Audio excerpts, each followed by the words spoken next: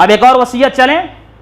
हजरत जुंदुब बिन अब्दुल्ला अल बजली रदियल्लाहु ताला अन्हु को अल्लाह के नबी सल्लल्लाहु अलैहि वसल्लम ने वसीयत की। सही मुस्लिम किताबुल मसाजिद व मवादिउस सलाह की हदीस है। हजरत जुंदुब बिन अब्दुल्ला अल बजली रदियल्लाहु ताला अन्हु कहते हैं, समिअतुन नबिय्य सल्लल्लाहु अलैहि वसल्लम क़ब्ल अन यमूत बिखम्सिन, मैंने अल्लाह के नबी सल्लल्लाहु अलैहि वसल्लम को वफात से 5 दिन पहले ये कहते हुए सुना।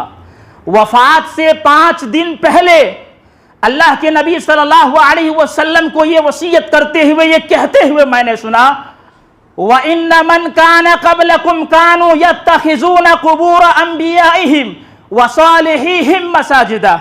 लोगों सुनो, तुमसे पहले के जो लोग थे वो अपने नबियों और नेकोकार लोगों की कब्रों को सजदागाह बना लेते थे, कब्रों को इबादत गाह बनाते थे, कब्रों पर मस्जिदें तामीर करते थे, सजदा गाह बनाते थे। तो लोगों सुनो, अला फला तत्तखिजुल कुबूर मसाजिदा, लिहाजा कब्र को सजदा गाह न बनाना। इन्नी अनहाकुम अन ज़ालिक, मैं तुम्हें इस बात से रोकता हूं।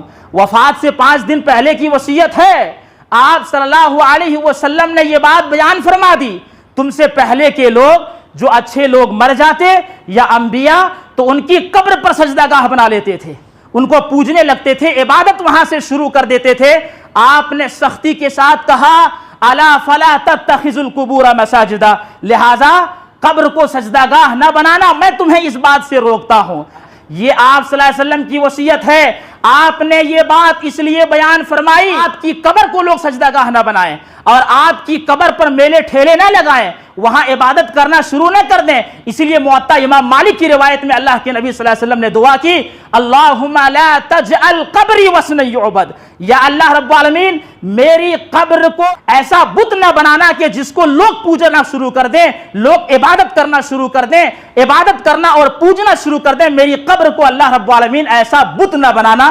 ये आप सल्लल्लाहु अलैहि वसल्लम की वसीयत है। तो पता ये चला कि आपकी आखिरी वसीयत कि कब्रों को सजदागाह न बनाया जाए, इसका मतलब यह है कि वो मस्जिदें जो मस्जिदें कब्रों के ऊपर बनाई गई हैं, उस मस्जिदों में नमाज पढ़ना जायज नहीं है। जिन मस्जिदों में कब्रें होती हैं उन मस्जिदों में नमाज नहीं होती है।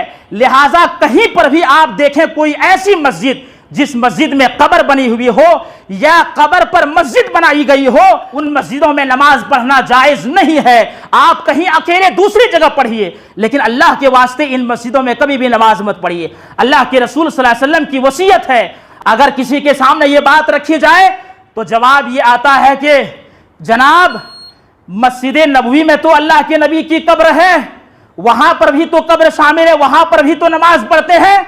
आज इसका जवाब सुन लीजिए, अल्लाह के नबी सल्लल्लाहु अलैहि वसल्लम की कब्र मस्जिद नबवी की अहाते में नहीं है, क्योंकि जब आप मदीना मुनव्वरा गए थे आपने खुद मस्जिद नबवी बनाई, सहाबाए किराम भी थे, और जो हुजरे अज़वाज मुतहरात के थे वो मस्जिद के बाहर का हिस्सा था। तो अल्लाह के नबी सल्लल्लाहु अलैहि वसल्लम की वफात से पहले मस्जिद नबवी की तामीर हो चुकी थी और वो बाउंड्री अलग थी। अल्लाह के नबी सल्लल्लाहु अलैहि वसल्लम ने मस्जिद नबवी के अहाते में अपना घर नहीं बनाया, बल्कि आपका घर मस्जिद नबवी के बाहर था।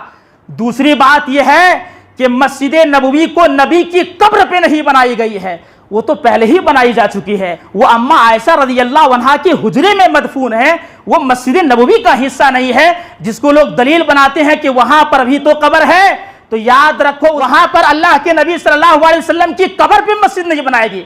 आपकी वफात से पहले ही मस्जिद नबवी बन चुकी थी, आपने खुद उसकी तामीर की है, जिसका इहाता अलग था। आज यहां पर होता क्या है, एक आदमी मरता है, उसके मरने के बाद उसकी कब्र के ऊपर मस्जिद बनाई जाती है, या पहले ही से कहीं पर कब्र हो उस कब्र पर मस्जिद बनाई जाती है और उसके बाद जाकर के लोग वहां पर नमाज पढ़ना अपने आप को और तबर्रुक वाला समझता है। याद रखो, कोई भी ऐसी मस्जिद जिस मस्जिद में कब्र हो उस मस्जिद में नमाज नहीं होती, उस मस्जिद में नमाज पढ़ना जायज नहीं है। अल्लाह के रसूल सल्लल्लाहु अलैहि वसल्लम की वसीयत है, आखिरी वसीयत, कि कब्रों को सजदागाह न बनाया जाए। लिहाजा इस वसीयत पर भी उम्मत मुसलमा को अमल पैरा होने की ज़रूरत है। अल्लाह रब्बुल आलमीन से दुआ है कि रब्बुल आलमीन हम सब को किताबुल्लाह और सुन्नत रसूल पर अमल करने की